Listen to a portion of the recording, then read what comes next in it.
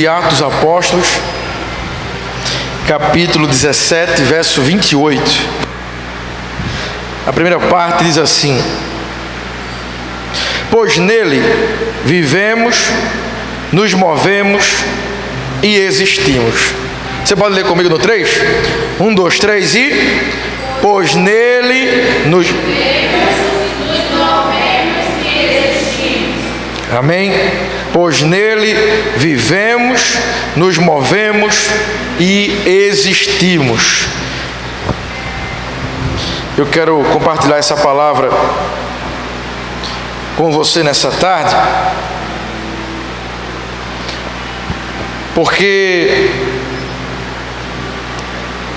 eu fico pensando, o que é que faz a gente fazer as coisas que nós fazemos? O que é que faz a gente não fazer as coisas que nós não fazemos? O que é que faz com que a gente tome uma atitude ou que não tome uma atitude, que a gente fique parado? Do jeito que vocês estão aí, sentado na cadeira, o que é que faz a gente ficar sentado numa cadeira? E a resposta: cansaço, preguiça. Agora, nesse momento, reverência, ouvindo a palavra. Vários motivos, várias coisas faz com que a gente fique sentado na cadeira. Mas se não fosse na igreja, seria outros motivos: preguiça, cansaço, descansar, sem motivação, quer ficar sentado mesmo, vontade própria. Então, vários motivos faz com que a gente fique sentado. Mas o que é que a gente precisa para que a gente venha se levantar? O que é que você precisa para você se levantar?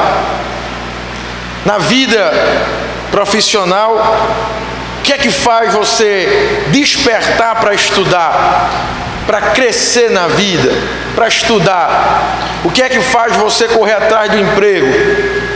E aí a resposta vai ser a necessidade. A necessidade faz com que você corra atrás do emprego. A responsabilidade também faz com que você corra atrás do emprego. Então, sempre que você tome uma atitude, vai ter alguma coisa que motivou por trás. Sempre que você não faz alguma coisa, também há um motivo que faz com que você não tome uma atitude. Sempre vai existir uma coisa chamada motivação. Sempre vai existir uma coisa que move ou que deixa de mover você. Nesse texto que a gente leu, vai falar do apóstolo Paulo na cidade de Atenas. Quando Paulo estava em Atenas, ele poderia olhar as esculturas, ele poderia olhar os filósofos, ele poderia olhar as obras de arte, ele poderia ser fascinado por aquilo que estava diante dele. Só que a resposta é que Paulo não olhou as obras de artes, não olhou para os filósofos, não olhou para aquelas esculturas que tinham lá. Não, a Bíblia vai dizer, no versículo 16, que Paulo estava esperando por eles, por seus amigos em Atenas. E Paulo, quando estava lá, ele procurou uma sinagoga. E a Bíblia vai dizer que ele ficava debatendo na sinagoga. E ele dizia que aquele povo era um povo idólatra, porque tinha muitos ídolos e muitos postes ídolos aonde se adorava. E a Bíblia vai dizer que Paulo ficou indignado, Paulo ficou chateado. Paulo olhou aqueles ídolos e ele viu um poste que dizia assim: ao Deus desconhecido. E aquilo mexeu com Paulo, aquilo moveu Paulo a ponto dele ficar indignado.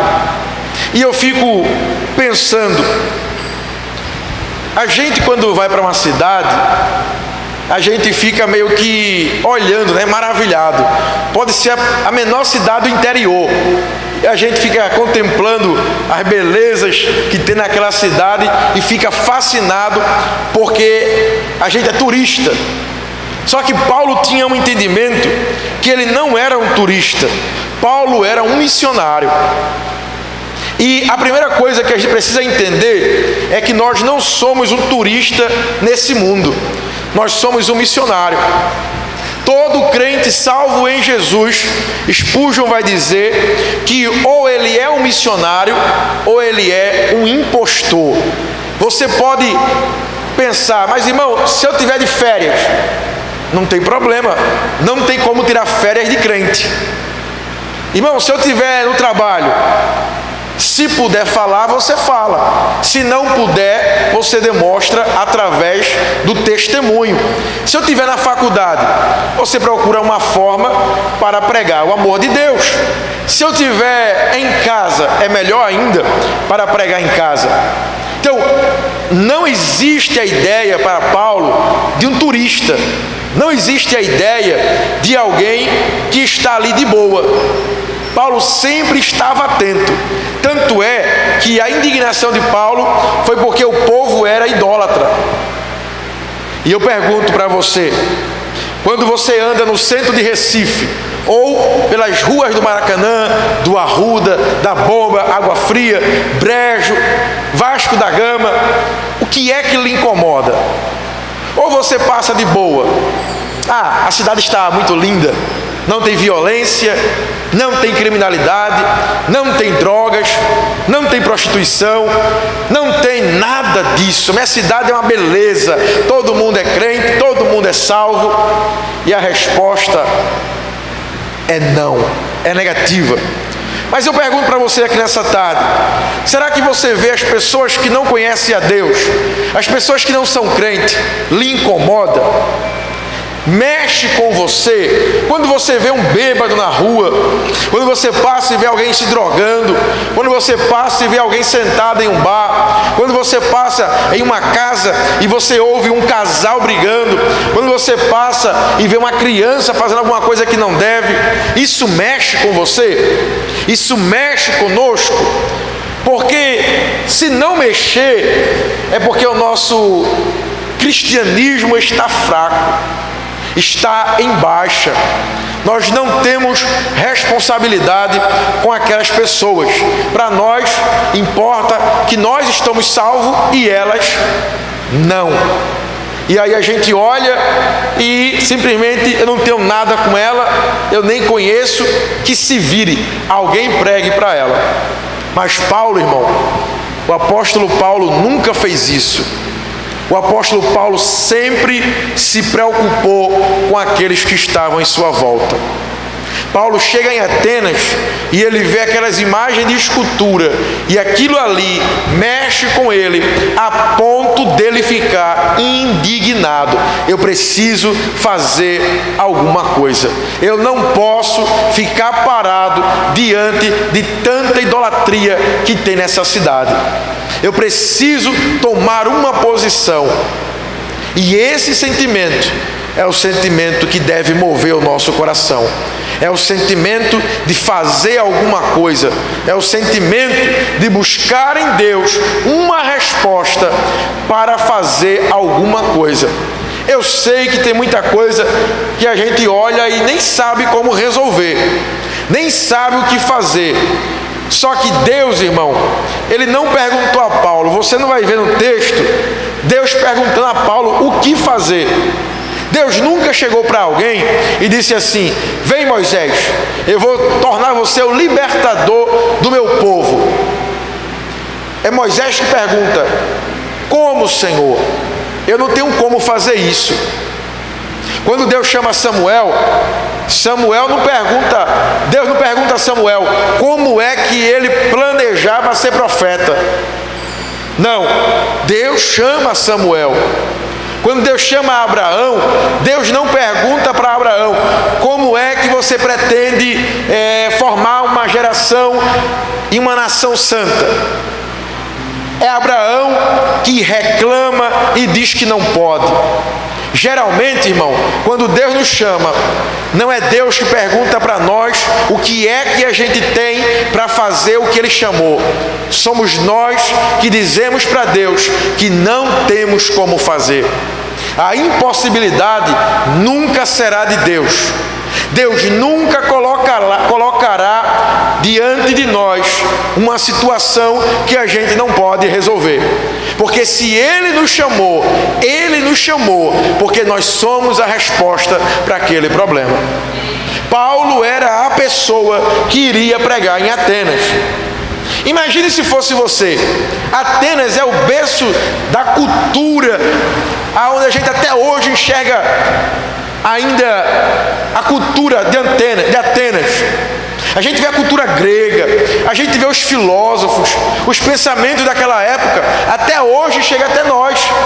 Então quer dizer, a Bíblia vai dizer que lá tinha os epicureus, que lá tinha pessoas muito inteligentes que ficavam debatendo, os estoicos, que ficavam falando filosofia, falando coisas da vida, coisas do sobrenatural, coisas maravilhosas. Aí eu pergunto, imagine se fosse para Rodolfo pregar para os filósofos lá. Os camaradas tudo falando de vida transcendental, falando de vida após a morte. Aí chega Yuri para pregar para eles, para falar com aqueles homens que estavam lá debatendo física quântica, metafísica. A gente ia chegar perto dele e ficava assim, ó, só ouvindo eles falarem, e nós não saberíamos o que falar. Pelo menos eu não saberia, porque um dia a gente estava pregando ali na frente da faculdade católica aqui de Pernambuco, e eu comecei a falar sobre a vida após a morte, e eu citei Dostoiévski. E depois eu pensei assim, meu Deus do céu, que besteira eu estou fazendo. Aqui é o centro do saber, tem aula de filosofia, tem aula de psicologia, e eu gritando aqui no lado de fora da faculdade. Vai que alguém para e me pergunta alguma coisa. Vai que alguém para e discute comigo, dizendo que eu estou errado. Aí eu pensei, meu Deus, tenha misericórdia. Mas naquela hora foi uma motivação de pregar o Evangelho. E quando eu parei de pregar, eu pensei, meu Deus, que loucura eu acabei de fazer. Mas irmãos, o que Deus quer de nós não é a nossa ferramenta, não é a nossa qualidade, não é aquilo que a gente pode fazer. O que Deus quer de nós é que nós tenhamos o mesmo sentimento que houve em Cristo Jesus. A Bíblia vai dizer que haja em vós o mesmo sentimento que houve em Cristo Jesus, que mesmo sendo Deus, não usurpou ser igual a Deus, mas tornando-se homem igual a nós, Ele desceu para pregar a palavra do Senhor. Então eu creio, irmãos, que quando há em nós o mesmo sentimento de Cristo, Paulo também sentiu, Paulo ficou indignado. A minha oração nessa tarde é que Deus coloque indignação no teu coração, que quando você veja pessoas caídas e embriagadas, que quando você veja pessoas se drogando, que quando você vê famílias sendo destruídas, quando você vê injustiça, quando você vê imoralidade, o teu coração possa se abater a ponto de dizer, Senhor, faz alguma coisa, Senhor, usa alguém, e você vai ouvir lá dos altos céus, eu já escolhi alguém para usar. E a resposta é você. Você é a pessoa que Deus escolheu para Ele usar. Não há como se esconder. Paulo, irmão, estava em Atenas. E quando ele estava lá, ele não estava de férias, ele estava lá como um missionário. Então, você pode olhar para o seu irmão e dizer assim, quando você viajar, não pense que você está de férias do Evangelho. Você continua sendo crente. Haja como missionário. Irmãos, devemos pensar como missionário, devemos agir como missionário. Aquilo que afeta o coração de Deus deve afetar o nosso coração. Aquilo que afeta o coração de Deus deve afetar o nosso coração também. Porque se você for ver, se o que está acontecendo na nossa cidade não afeta nós, nós fazemos parte também daquilo que está acontecendo. Pode observar, aquilo que você não se levanta contra, sem querer você faz parte. Pode observar, alguém já disse que se calar diante do mal é o próprio mal. Então, quando a gente se cala diante do que está acontecendo na nossa cidade, a gente faz parte daquilo também, se não ativo, mas por omissão. Então, quando Paulo vê aquilo, Paulo procura uma sinagoga. Veja a estratégia do camarada. Paulo quer falar, Paulo tem alguma coisa para falar. E aonde é o lugar de falar? Na sinagoga. Paulo vai para a sinagoga, pede uma oportunidade e começa a pregar sobre a ressurreição de Cristo. Paulo começa a falar que Jesus ressuscitou. Os estoicos olham para ele e dizem assim: ele é um tagarela. Outros olham para Paulo e dizem assim: Paulo está falando uma nova doutrina. Só que o detalhe é, Paulo aproveita a oportunidade para se pregar. A gente às vezes pensa que algum lugar onde a gente está não é o lugar de pregar. Aí eu pergunto para você: você já tentou pregar? Já tentou falar de Jesus lá? Porque, por exemplo, você trabalha com comércio e você acha que pela ética você não deve falar. Tudo bem, mas você já falou para alguém? Você acha que na faculdade você não deve falar, mas você já tentou falar para alguém? Você acha que em casa não pode falar, mas já tentou falar? E se já tentou, a segunda pergunta é: como é que você fez isso? Porque quando Paulo começa a pregar, ele fala sobre a ressurreição de Jesus. Ele não perde a oportunidade, ele vai para a sinagoga e prega. Quando ele começa a pregar, uns começam a dizer: Paulo é um tagarela, fala muito. Os outros dizem: ele ensina uma nova doutrina. Só que o melhor de tudo, os homens reúnem Paulo e dizem assim: Paulo, vamos para o Areópago, quer dizer, vamos para o conselho, vamos para o tribunal, a gente quer te ouvir lá, porque essa nova doutrina é muito interessante. Quer dizer, o que Paulo estava fazendo era aproveitar a oportunidade para compartilhar o amor de Deus. Eu não sei se você já teve vontade, mas todas as vezes que eu estou no ônibus, eu tenho uma vontade de me levantar e pregar, irmão. Mas dá uma vergonha, dá um medo, dá um receio. Aí eu encontro o Tiaguinho, a gente voltando no ônibus. Ele diz: Diego, segura aqui a capa do meu violão. Se levanta, começa a tocar o violão e começa a falar. Um bota a cara feia, outros sorri, um bate palma, outros canta música. Mas o importante de tudo é que o nome do Senhor Jesus é pregado para aquelas pessoas no coletivo. Veja que coisa, tem lugar que a gente olha e pensa assim: não vou falar não, dá vergonha. Não vou pregar não, porque aqui não é um lugar muito legal para pregar. E aí quando você não prega, aparece outro que prega. Veja que coisa. Eu não sei se você já viu, no metrô tem gente pregando, na Praça da Encruzilhada, na Praça do Diário. Então, vários locais hoje tem gente pregando. E se eu não pregar, irmão, eu estou perdendo a oportunidade de pregar. Só que Deus levanta alguém que quer pregar. Então, eu acho que a gente deveria fazer um trato com o Senhor. Deus, me ajuda a não perder mais nenhuma oportunidade de pregar a Tua palavra. A gente deveria ter um trato, né? Senhor, me ajuda a não perder mais nenhuma oportunidade. Porque, irmão, quando a gente aproveita, os homens dizem assim: Paulo, essa tua doutrina, esse teu ensinamento é muito profundo.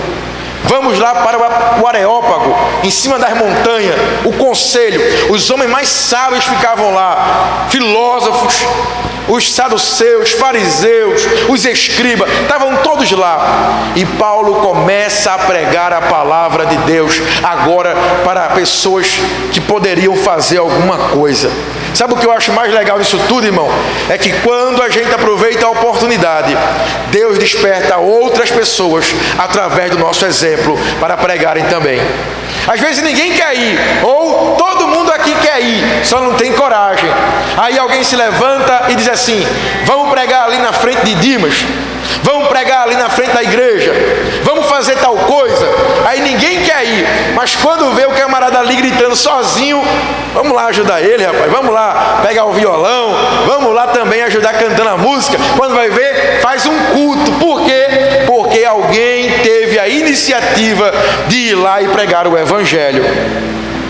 Quando Paulo está lá no Areópago, Paulo começa a pregar uma pregação linda, que ele diz assim, verso 22: homens de Atenas, vejo em todos os aspectos, vocês são muito religiosos, pois enquanto andava pela cidade, reparei em seus altares. Um deles trazia a seguinte inscrição: ao Deus desconhecido. Esse Deus que vocês adoram, sem conhecer, é exatamente aquele que lhes falo. Veja que coisa, irmão. Sempre quando eu lia isso aqui, eu ficava pensando assim: não é possível. Aquele poste ídolo não era de Jesus. Aquele poste ídolo não era do nosso Deus. Era só um poste ídolo, irmão, porque o pensamento daquele povo era assim: vai que aparece algum Deus que não tem nenhum altar para ele, e ele vai querer tratar a gente com malvadeza, porque ele vai dizer: vocês adoram todos os deuses, e por que não adoram a mim? E ele vai trazer a sua ira. Então é claro que aquele poste ídolo não era do nosso Deus, não era. Só que Paulo teve a estratégia de pegar aquele poste ídolo, Deus desconhecido, e dizer: o Deus desconhecido que vocês adoram é o Deus que eu estou pregando para vocês. Aí eu pergunto: tinha como ele dizer que não era? Ele não sabia nem quem era, era desconhecido. Então Paulo usa agora a estratégia. Primeira coisa, sentimento. Temos que ter sentimento, identificação. Segunda coisa, temos que pedir a Deus uma estratégia. Estratégia para pregar a palavra de Deus. Não é só pregar, mas é pregar com eficiência, é estudar o povo, é olhar o povo, é saber o que é que o povo conversa, é saber o que é que o povo fala, é saber o que é que o povo faz, é saber qual é o costume, é olhar qual é a hora que ele fica na frente de casa, é olhar a hora que vai para o intervalo da escola, é perceber o ambiente. Nós precisamos ter a perspicácia de olhar e entender aquele grupo de pessoas que a gente quer evangelizar. Paulo começa a pregar, irmão, só que o texto anterior, veja o que é que diz, verso 20: você diz uma coisa um tanto estranha e queremos saber o significado. Veja o verso 21: convém explicar que os atenienses, bem como os estrangeiros que viviam em Atenas, pareciam não fazer outra coisa senão discutir as últimas novidades. Isso aqui é um eufemismo para não dizer o povo de Atenas era fofoqueiro. O povo de Atenas era fofoqueiro. Eles gostavam de uma novidade, eles gostavam de uma fofoca. Qual é a última notícia do momento? Rapaz, está acontecendo isso e isso. Qual é a última notícia do momento? Apareceu um homem chamado Paulo que está pregando sobre ressurreição. Tu acha que isso é verdade? E aí começava-se a conversa, porque o povo de Atenas era um povo fofoqueiro. O que é que Paulo faz? Eu tenho uma novidade. Qual é a novidade? Jesus Cristo morreu e ressuscitou. Paulo utiliza, primeira coisa, o altar, o poste ídolo. Segunda coisa, Paulo se utiliza que o povo era fofoqueiro. Como é que as pessoas que você quer evangelizar? O que é que elas falam? Qual é o costume delas? Qual é a lanchonete que elas frequentam? O que é que elas gostam de pensar, de assistir? Irmãos, para gente que quer ser um evangelista urbano, um evangelista local na nossa cidade, precisamos entender o que é que o grupo de pessoas que a gente quer alcançar faz. A gente precisa olhar, precisa ouvir, precisa ser cortês. Bom dia, boa tarde, como é que tá as coisas por aí? Tudo bem? Viu aí o terremoto que deu hoje? E a chuva? Ah, Pai, louvado seja Deus por essa chuva. E que sol é esse, meu Deus do céu? Você precisa buscar entender o que é que as pessoas gostam de fazer, gostam de conversar, para que você possa ter mais a proximidade para pregar o Evangelho. Então, eu olho para esse texto e eu fico pensando, meu Deus, Paulo era expert, ele entendia de evangelismo, ele entendia de missões, porque Paulo, irmão, ele era como Jesus. Você nunca vai ver Jesus pregando filosofia para uma mulher simples, uma camponesa. Você nunca vai ver Jesus falando com um homem simples do campo sobre coisas transcendentais, mas você vai ver Jesus falando sobre barro, Jesus falando sobre horta, Jesus falando sobre madeira, Jesus falando coisas simples para pessoas simples, porque Jesus entendia o vocabulário e a inteligência daquela pessoa que ele queria alcançar. Para aqueles que queriam acusar e matar, Jesus diz: e vocês nunca pecaram? Ah, a gente pecou, então pode ir embora, porque vocês não podem matar essa mulher. Para aqueles que tocavam nele e diziam: o Senhor é a minha única esperança, se o Senhor quiser que eu seja limpo, eu ficarei limpo. Fique limpo. Mas em outros momentos, Jesus falava: quem não nascer da água e do sangue, não pode entrar no reino de Deus. A ponto de um homem inteligente como Nicodemos dizer para Jesus: eu não entendo como pode um homem velho como eu voltar para o ventre da minha mãe. E Jesus não estava falando do nascimento natural. Então Jesus, irmão, ele tinha a habilidade de conversar a mesma língua da pessoa que ele queria alcançar. Paulo vai dizer em outra passagem: me fiz de tolo para ganhar os tolos, me fiz de sábio para ganhar os sábios. Tem hora que a gente precisa entender o povo que a gente quer alcançar, a tribo, o grupo que a gente quer alcançar, para que a gente possa pregar para eles. É uma família? É um grupo de jovens? São roqueiros? São do reggae? São de quê? O que é que esse pessoal é? São estudantes? São católicos? São espíritas? O que é que eles são? Porque se nós queremos alcançá-los, a gente vai precisar ter a mesma linguagem. E a mesma linguagem, irmão, eu não estou falando de linguagem baixa ou de palavrão, mas é a linguagem que a pessoa entenda.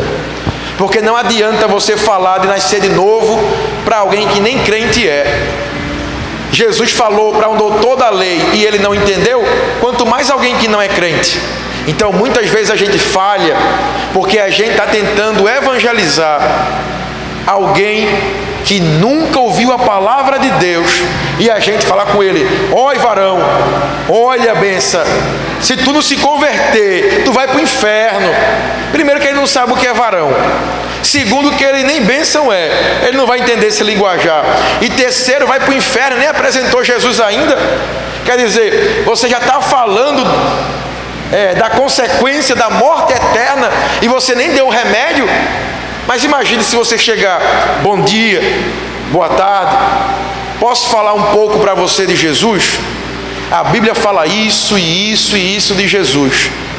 Jesus fez isso e isso por você, e Ele tem um plano na sua vida, e você começa a explicar, e quando você vai ver, o Evangelho é pregado, e aquela pessoa pergunta para você: como eu posso abraçar, como eu posso ter esse amor tão grande que Deus tem por mim?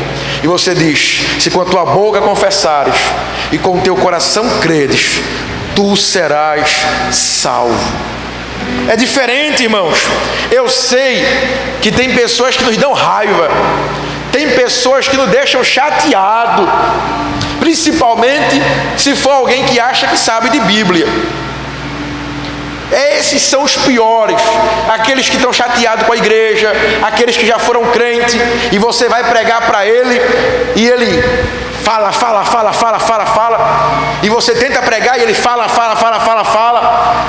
Uma vez, acho que o Rodolfo estava até comigo nesse dia, ali perto do viaduto, lá no centro do Recife, no Cabanga, no viaduto do Cabanga, e a gente conheceu um homem chamado João, e a gente foi lá pregar para ele, sentou na grama, e eu pregando para ele, e ele citou para mim Tiago, citou para mim Josué, citou para mim João, citou Mateus, citou a Bíblia toda, e quando ele parou de falar, eu falei para ele: ô seu João, o senhor sabia que as suas palavras estão mais lhe condenando do que lhe ajudando? Porque ele não queria deixar eu falar, ele não queria ouvir o Evangelho, e ele achava que já sabia tudo sobre Bíblia. Aí ele falou: quem sabe o que tem que fazer não faz, está em pecado. Quem não crê será condenado. Eu falei para ele: o senhor é um retrato do que o senhor está falando. Pare de falar e deixa eu falar. E aí eu comecei a falar com ele, porque tem gente que a gente tem que dizer: calma. E aí a gente começou a pregar o amor de Jesus Cristo para ele. E aquele homem, irmão, ele não se perdoava, ele ficava muito chateado porque ele não conseguia seguir a Jesus. Quando eu percebi isso, eu parei automaticamente de citar a Bíblia e dizer para ele: vamos orar.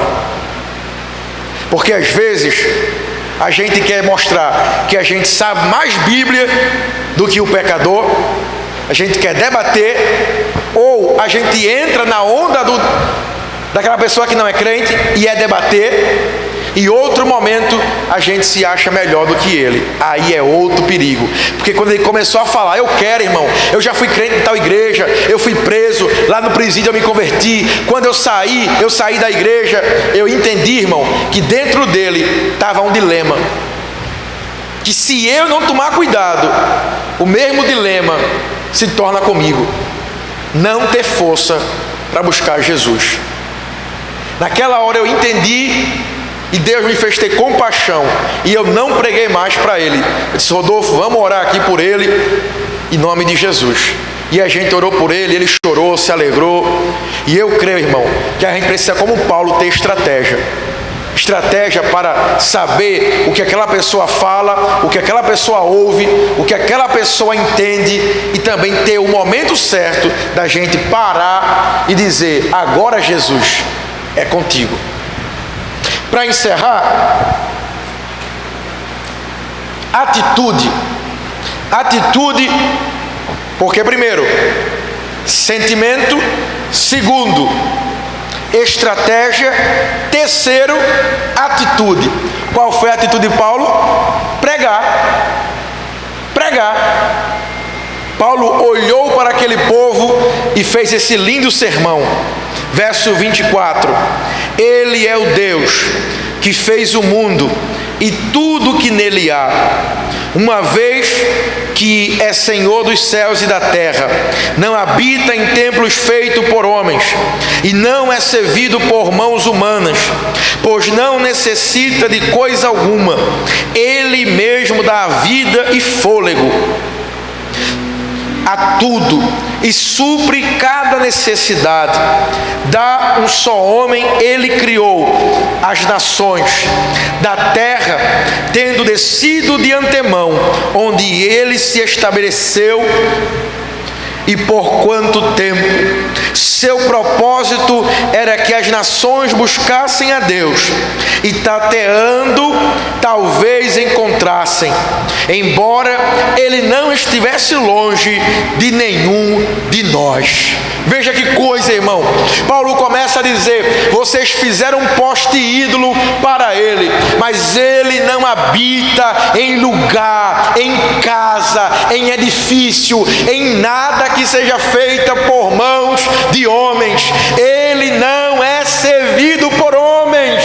Ele é que serve aos homens. Ele é que usa os homens. Por quê? Porque Deus não precisa, irmão, de nenhum homem. Ele está dizendo: quebra aquele poste ídolo. Deus está pouco preocupado com um poste ídolo. Deus quer morar dentro de vocês. Irmãos, nós precisamos gritar para ganharmos o direito de falar. E quando os homens pararem para nos ouvir, falarmos para Ele. O Deus que criou os céus e a terra não é servido por homens, não mora em edifício ou objeto feito pela mão humana. Ele quer morar dentro do homem. Aí depois ele vai dizer: se arrependam e voltem-se para Ele. Essa é a pregação do Evangelho. Primeiro a gente grita para que os homens ouçam a nossa voz. Quando eles gritarem, pregue a palavra de Deus e diga para eles: Deus tem um plano maravilhoso na tua vida. Ele enviou seu único filho para morrer na cruz do Calvário, para que você estivesse vivo, e o maior prazer dele é que você se arrependa e viva com ele. Essa é a pregação do Evangelho. Isso que os homens precisam ouvir. Às vezes a gente pensa que não sabe falar, a gente tem vergonha, a gente não sabe como falar, mas eu creio que hoje o Senhor abre as portas do céu para nós e nos dá ferramentas. E Ele não vai te dar uma ferramenta que você não saiba como usar. Ele vai dar a ferramenta certa para você pregar o Evangelho. Eu não sei se você já foi ajudante de pedreiro ou ajudante de qualquer outra profissão, mecânico, pedreiro, marceneiro, encanador, não importa. E ele diz assim: Rafael, traz para mim, por favor, a torquês. O que é a torquês? Que instrumento é esse? E aí Rafael vem com um alicate. Não é o alicate. Ele queria outro instrumento. Deus nunca vai te dar um instrumento que você não saiba usar. Deus vai dar para você o instrumento que você vai usar, e o nome dele vai ser glorificado na tua vida. Você não vai ver aqui o texto dizendo, irmão, que Paulo começou a dançar, que Paulo começou a tocar algum instrumento, que Paulo começou a bailar. Não, o texto vai dizer que Paulo começou a pregar e a dizer que existia um único Deus digno de ser adorado. Deus vai usar você da forma que Ele te criou, para aquilo que Ele te criou. Então creia nesta tarde, como a Bíblia diz: abre bem a tua boca e eu te encherei. Deus tem para nós aqui nessa tarde não só o desejo de ganhar almas, mas também aquilo que a gente precisa para se utilizar para ganhar as almas. A atitude foi o que Paulo teve. E por último, propósito. Verso 28: pois nele vivemos, nos movemos e existimos. Se nós não entendermos isso, nós nunca sairemos da cadeira. Nunca sairemos da cadeira. Por quê? Porque a gente precisa entender que nele nos movemos, nele existimos. João vai dizer, João não, Paulo também. Paulo vai dizer: porque dele e por ele, para ele são todas as coisas. A nossa vida, irmão, foi projetada por Deus e é para Deus. Se Deus perguntasse a você aqui nessa tarde: o que você fez com os dons que eu te dei?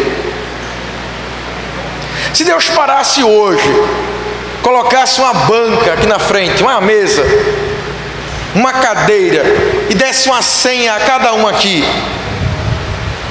e dissesse: vamos fazer uma auditoria, vamos fazer uma auditoria espiritual aqui, começando por aqui até o nosso último irmão ali atrás, e eu quero saber o que cada um de vocês estão fazendo com os dons, com a inteligência, com os talentos, com a força, com o dinheiro, com a família, com tudo que você tem. O que é que você está fazendo para que outras pessoas possam conhecer a mim? O que é que você tem feito com aquilo que eu coloquei na tua mão? Tua voz, os talentos para tocar, a desenvoltura para falar, a desenvoltura nos negócios, a desenvoltura para vender, a desenvoltura para ensinar, para dar aula, a desenvoltura para convencer, ou simplesmente para servir, para ajudar, para apoiar. O que é que você tem feito? O que é que você está fazendo com tudo que eu coloquei no teu DNA, aquilo que eu coloquei dentro de você? O que é que você está fazendo? Aí vamos dizer que alguém aqui poderia dizer: Senhor, eu estou me preparando, eu estou me equipando, eu estou me preparando para no dia que o Senhor quiser usar. Vai ser demais, Senhor. Tá bom, meu filho, mas o que é que você já fez? Não, pai, eu estou aguardando, eu estou esperando o teu chamar. E Deus vai dizer: você nunca leu a Bíblia? Nunca ouviu uma pregação do culto de missões? Ide por todo o mundo, pregai o evangelho a toda criatura. Qual é a ordem que você está aguardando ainda? E para encerrar aqui, irmãos, eu creio que Deus quer usar cada um de nós. Eu creio poderosamente que quem saiu da sua casa no sol quente de hoje, veio para cá e ficou aqui até agora, é porque quer ser usado por Deus, quer aprender mais de Deus. E eu creio, irmãos, que Deus, Ele é galardoador daqueles que o buscam. Então eu creio, a primeira coisa, precisamos ter sentimento, precisamos nos importar com aqueles que estão se perdendo. Segunda coisa, precisamos ter estratégia para alcançá-los.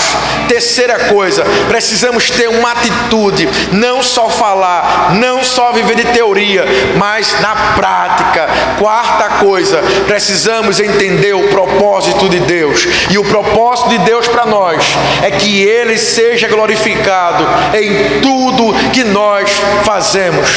Deus quer ser glorificado em tudo que nós fazemos. E diante de tantas experiências, de tantas coisas que a gente tem vivido, eu gosto sempre de contar duas. Uma foi em Arco Verde. E em Arco Verde a gente juntou toda a igreja e foi cantando até a praça da igreja. E o pastor arrumou um trio pé de serra, um triângulo, zabumba e sanfona, e falou para mim: Diego, tu acha que é bom levar esse trio? Esse pastor, isso aí não é bom não, pastor. Forró não é coisa de crente não. Só que eu me esqueci que a gente estava em Arco Verde. Isso para eles lá é natural, é normal, é da cultura deles. Veja a minha ignorância. E eu pensando: não, pastor, um trio pé de serra, isso aí não é para evangelizar não. E a gente foi cantando, violão só, até a praça. Quando chegou lá, tava os sanfoneiros tocando. Ele não desiste de você. E o povo ouvindo, o povo parava, uma praça muito grande, tinha um bar do rock na praça, e a gente foi lá no bar do rock e disse assim: a gente é crente, gostaria da sua energia para que a gente viesse um culto aqui na praça. Eles: pode pegar aí, irmão, pega a energia. A gente ligou, começou a tocar, irmão. Quando o trio começou a tocar, o povo parava, o povo vinha de longe, tinha um monte de bar no outro lado. E aí a gente disse assim: irmão, se espalha, vai falar com o povo, ora pelo povo, prega para o povo. E aí, irmão, imagine 50 pessoas saindo na praça para evangelizar, nos bares, nas ruas, o pessoal fumando maconha, o pessoal fumando, bebendo cerveja, e a gente lá pregando para eles. O mais que me chamou a atenção foi uma senhora. A senhorinha chegou assim no corredor que só tinha bar e disse assim: eu estou aqui para pregar a palavra de Deus para vocês, e eu quero saber quem aqui deseja uma oração.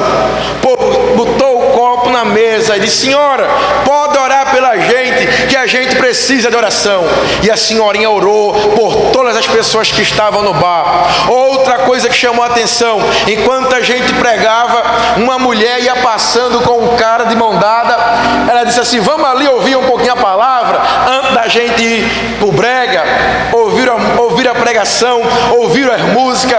Daqui a pouco a mulher olhou assim para o lado, olhou para o outro, e a gente fazendo apelo: quem quer Jesus? Quem quer Jesus?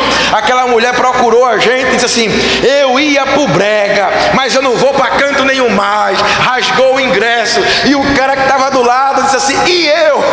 Ela disse: se você quiser andar comigo ainda, se converta, entregue sua vida para Jesus, porque agora eu sou crente. Rasgou o ingresso e ficou ali no culto, irmãos.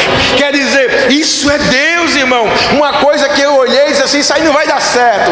Deu certo. Por que deu certo? Porque era da cultura e Deus estava naquele negócio. Para encerrar, a outra vez foi em São Paulo, a gente pregando em um campo, e esse campo o pessoal ia para lá para usar droga, para ficar namorando.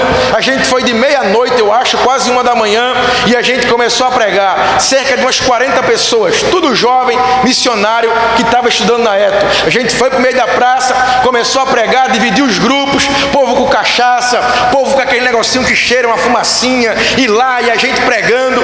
E o mais incrível foi quando um amigo meu foi pregar o evangelho para um grupo, e o cara fez assim: não vem não, boy, fica aí, vice. Ele disse: não, rapaz, a gente quer pregar o evangelho para você. Ele disse: não venha não, rapaz, fica por aí mesmo, que a gente aqui está falando uma maconha. E aí meu amigo é muito ousado, foi para frente. Quando foi, ele levantou assim, mostrou a arma. Aí meu amigo: como é que é, rapaz? É agora que eu vou orar por você mesmo. Se ajoelhou na frente dele, começou a orar. Aquele homem que estava com uma arma, os amigos dele começaram a chorar, e disse: eu nunca vi um jovem com tanta coragem de falar do amor de Deus como você está falando. E ele não fez nada a não ser se ajoelhar e orar, irmão, porque quando alguém pede para ser usado por Deus, ele usa, pronto e acabou. Ele dá a estratégia, ele conduz e ele coloca a palavra na nossa boca, em nome do Senhor Jesus. E eu creio que Deus quer fazer isso conosco nessa tarde.